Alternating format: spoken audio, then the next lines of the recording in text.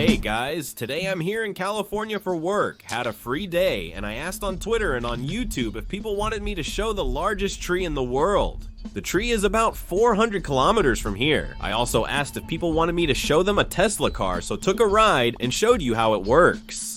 Well, Tesla won by a landslide, so here it is. We rented a Tesla through an app that exists here. With this app, you can rent the car from people who own it directly. We are going to pick it up. It's 4 minutes until we get there. Let's go. Tesla on the side here. This is what we are going to rent. It's a Model S. I'll pause for you who are completely out of the loop. Never heard of what Tesla is? Let's quickly understand what it is. It's a car manufacturer from the United States in California. It is a very new company that started producing its cars in 2008. They only makes electric cars, super and luxury. And the chief executive officer that is, the boss of this company is Elon Musk, that billionaire who invests in high-tech companies. He got rich when he was a partner at PayPal and then started investing in Tesla, which is this electric car manufacturer, and also in SpaceX, which is the company that's building rockets, which probably now in this year will send a man to space with its own rockets. Those are the rockets that land standing up. So theoretically, it's a car that brings a lot of new things to the game. Let's take a spin in it to see if it's all what they say it is. Look at this car. We just got this one, which is the Model S. It has a key that is not really a key. It's just an electronic thing to open it. There's no door handle. Apparently, I put my hand here and it opens. I think it's because I have the key close by. This car doesn't have an engine in the front, but in the middle. I'll show you a picture we took at a Tesla store where you can see exactly where the engine is located. From the front, and it has an engine in the back too. This car is 4-wheel drive. This chassis shows 3 notable features: an electric motor in the back, one in the front, and a battery pack in the center. In other words, the car has 2 engines, and there's no gearbox in these engines. The engine connects directly to the wheel with only a mechanism to shift traction to one side or the other, because you can never have 2 wheels driving at the same time on the same axle. Otherwise, the car can't turn. So this is also a 4-wheel drive car, as you have traction on all 4 wheels. And of course, with 4-wheel drive, the electric motor running can have absurd traction and stability control. Another thing that gives this car a lot of stability is that in this place here is where the batteries are. So this is a battery compartment and they are heavy. So if the engine and the batteries are at the bottom of the car's center of gravity will be very low. That means the weight is all concentrated at the bottom. It's very unlikely that this car flips over. And another thing is that it is also extremely simple. So there is no gearbox, there is no clutch, no radiator, there is no sump oil, there is nothing. It looks like a toy car on the inside. Closed now? Let's see. Oh, wow.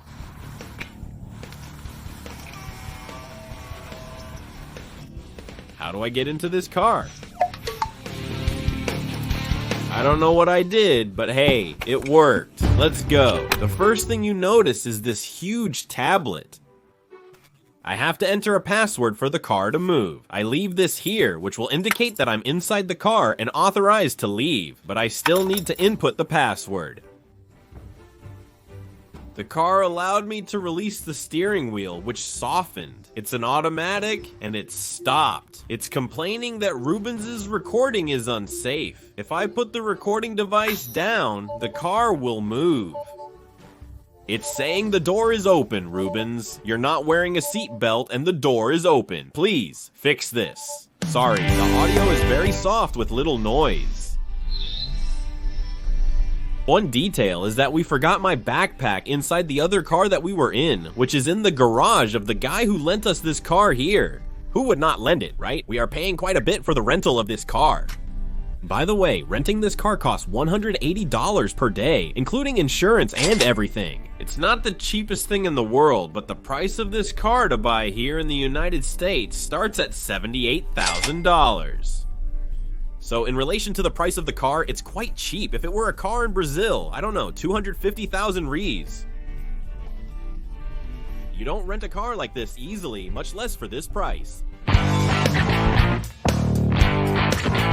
At least you can try the car. Iberi's trying to find a backpack. This backpack, in fact, he left in the trunk. He's going to get a bit desperate. Desperate Iberi certainly is. Don't panic. It's here in the back, in the trunk. I thought I had put the backpack somewhere else. He got off the car, walked away, and went to get the backpack from the back. Here, steering mode. Let's put it on sport, okay?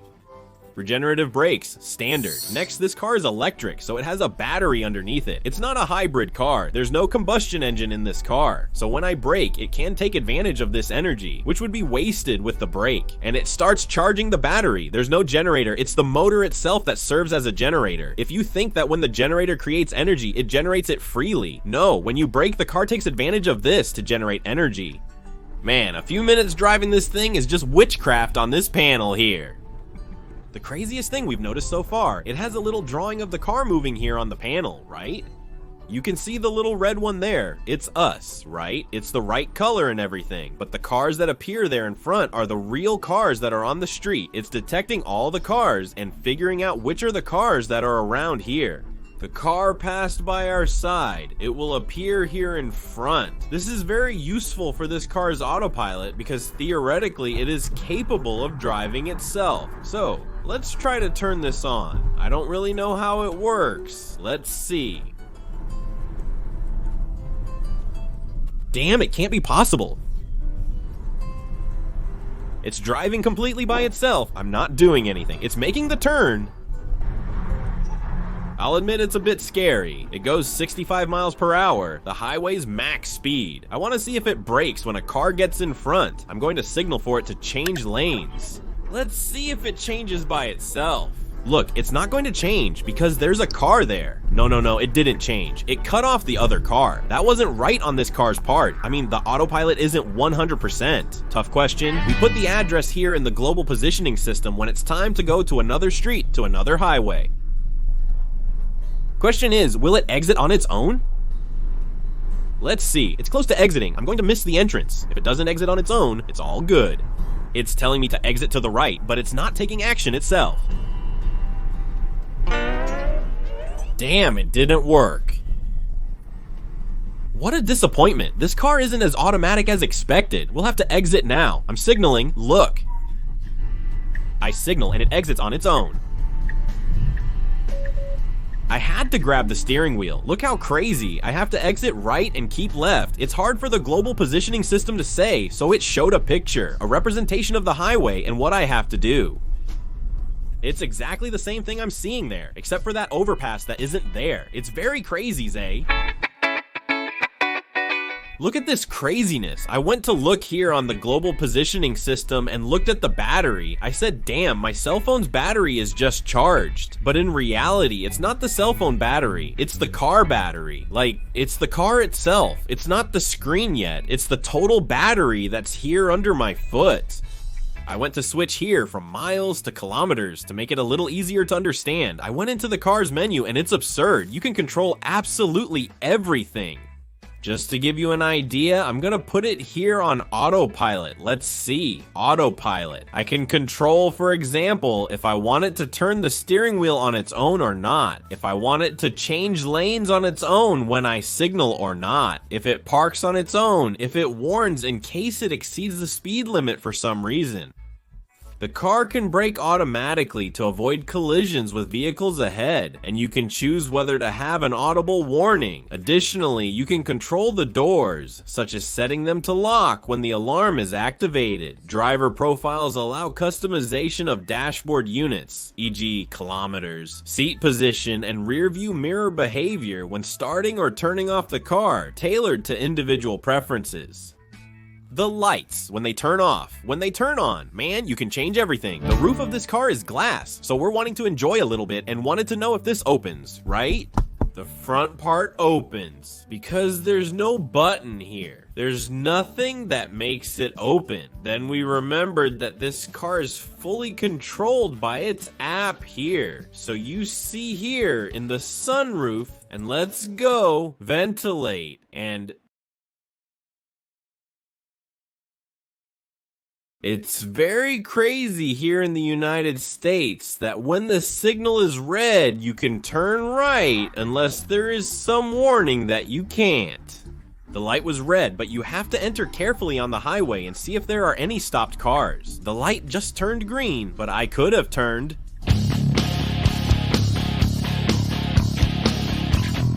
Gained another passenger. Wave, cowum. Hey guys, we were in the city with a lot of traffic and mess, so we decided to go to the seaside. On the way, there is a very cool landscape in the middle of the forest. Let's go now.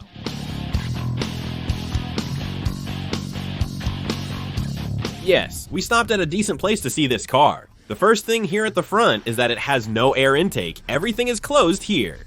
So it's easy for you to recognize an electric car here. Several driving on the street, not just Teslas.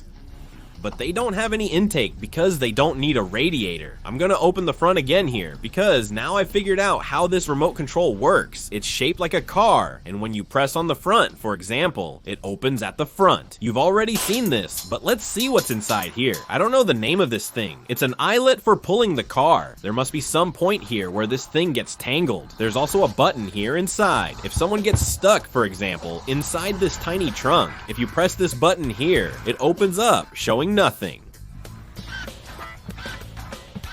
This is a significant advantage of electric cars. No radiator water, oil, or anything else. The fairing can be removed, revealing only air intakes and possibly windshield washer fluid. The back of the car is likely to be even more surprising. Now yes, man, look at the size of the trunk of this thing, and more. Since this car doesn't use gasoline, look at the hole we have to store stuff here. It also doesn't have a spare tire, because it's probably running on that tire that you can drive for a long time with a flat tire. And the run flat tire. Actually, I found out later that this car doesn't use run flat tires. It uses a regular tire, which is made to make a little less noise. Since the electric car doesn't have noise, you hear the tire a lot, and what they told me, the guys from Tesla told me, is that if the tire punctures, you don't have a spare. You call a Tesla service. They come to you to change the tire and put another tire. It works well in California. I would like to come from here. Mato Grosso, get a flat tire halfway and call someone to change it. If kidnapped by this car, there should be a button here to open it. Let's close it and see what happens. It seems like the kidnapped Iberay would remain kidnapped. Or not. Oh, there's a plastic cover. There's a little hook that you pull. And it opens the door. I just hope I didn't break any seal on this thing. A little piece like this must be about $100. There's also an outlet kit for this car in the back. The factory may sell a cable that can be plugged into a home outlet. I imagine that this one is like a laptop charger. It's a bit bigger, right? On one end, it has an American plug, which is this one, and on the other end, that goes into the car. The question is, where do we connect this cable in the car? If the cable was back there, it's probably in the back, right? No. Oh. Huh?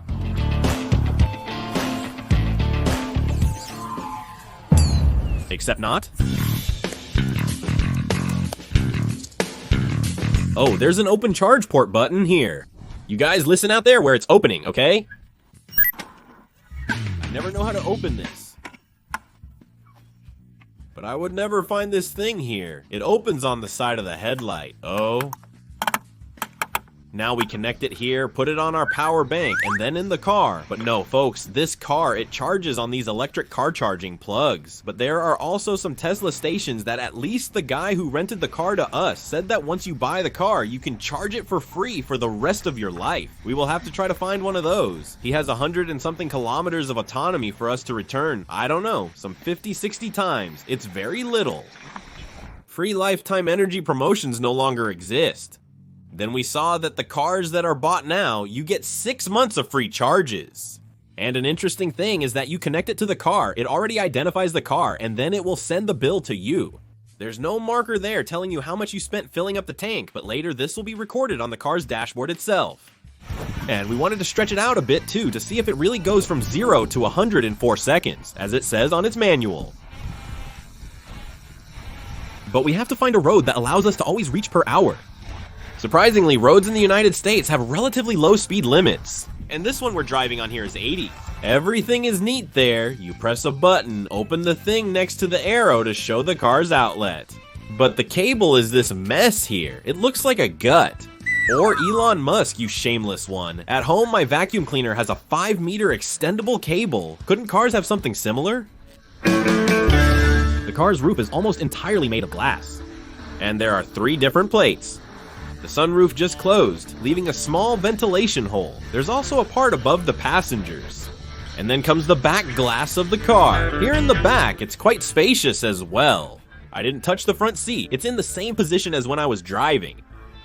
So if it were me in the front with me sitting in the back, there's room for the knee and more. And since this car doesn't have a drive shaft, there's nothing passing underneath. The floor is completely flat here at the front. It's very comfortable, even for middle seat passengers, and includes an air conditioning vent for those in the back. And the seat is very comfortable. If this car drives itself, it has this gigantic sunroof. That means if I put it on autopilot and go out here on the sunroof, what a stupid idea this is. One of the great chances of the electric car is that the electric motor delivers the torque. This means that in a common car, a combustion, you have to accelerate, and from the moment he reaches a certain rotation, that's when the car gains a lot of strength. In the electric one, it doesn't happen this way. He already has all this strength right from the start. That means the start of this car here is absurd. So let's record from outside to inside. You're going to see the car leaving, and we'll see if it's all that.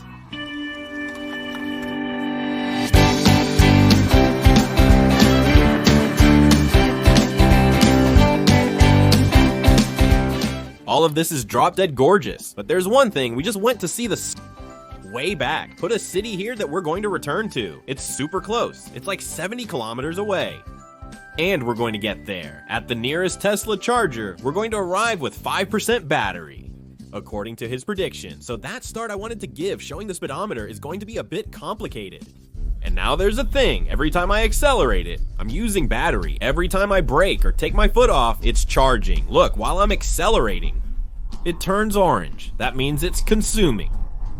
It's consuming 50 kilowatts. Then I let go and it turns green. That means it's regenerating.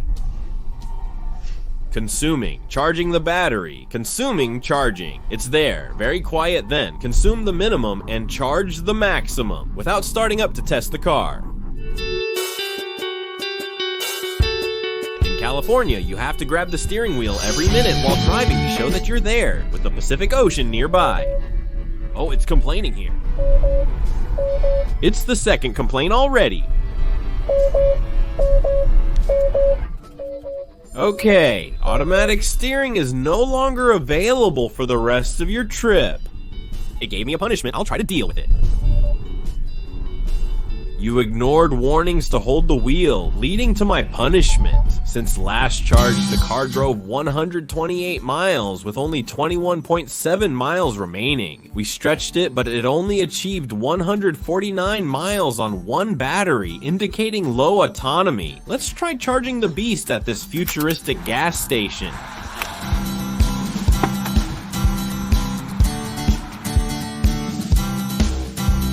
Oh, it is saying here that in 1 hour, we will gain a range of 160 miles. We've gained 1.86 miles so far. I'll park the car here while we eat. All 20 charging stations are occupied by Teslas. The one we rented is the Model S. There are 4 types of Teslas that are manufactured today. The simplest of all is the Model 3. I'm going to show a Model 3 from behind. Let's see. This black one here is the Model 3. From the outside, it looks very similar, just a little bit smaller than the Model S, which is ours that is there in front charging. We left the beast charging for 40 minutes. It was there with about 30 kilometers of autonomy. Now it's at 302.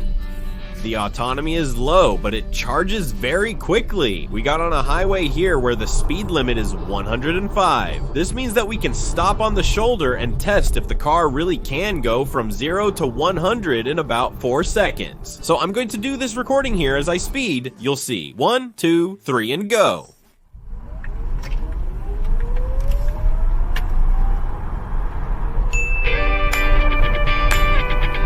I don't know if it was 4 seconds, but the editor will give a replay and put a counter on the side. Let's see what time it was. I think it was about that. Our heads are almost thrown against the seat. It's very fast. And the weapon here in the store. Oh, I can't drive because I don't have an international driver's license. We can't record inside the car during the Tesla test drive due to their policy. We won't be driving, but we'll still notice some differences. The coolest feature of the Model X is the rear door that opens sideways like a bird's wing. Let's close it and take a look.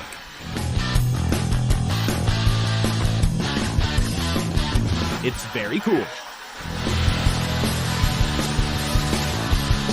Another cool thing about this car here is that it has 6 seats. So there are 2 seats in the front, then 2 seats identical to the front seats here in the back, which is very comfortable, and 2 in the back. You can fold the back seats, so it has a gigantic trunk. And a very crazy thing is that this here is a sport utility vehicle. It's a big, sporty, and utility car, and it's faster than smaller ones. So it goes from 0 to 100 in 2.5 seconds. In reality, we tested it on the road with the driver, but we couldn't record, so we only felt our heads hitting the back of the seat. The space in the front is slightly bigger and wider than before. But he was explaining to us that most of the space here in the front is just for impact absorption. It's not useful for anything. There wouldn't need to be this front of the car. Buy awesome car. Look how crazy. We are returning this car. It costs about 300,000 reais, and the owner of the car told us, when you guys arrive, I won't be there. So you guys leave the car in the garage in spot 36 and put the key inside, and you can leave. Just to have a more serious conclusion, this car is very fun to drive. The most impressive aspects are the absurd acceleration and quietness of this extremely expensive sports car. It boasts a luxurious interior and all the high-end features found in fancy cars, but at an exorbitant price. This is something that this car is not exactly going to revolutionize electric cars, because few people can afford to buy it. What's cool is that it generates a good image of electric cars, so it's not that little car, all weird, tiny. That's worse than a gasoline car. No, it's better than a gasoline car. So, it's creating this good image of electric cars, and when it gets to be a more popular car, then people will already have an interesting idea of what a car that doesn't use gasoline is.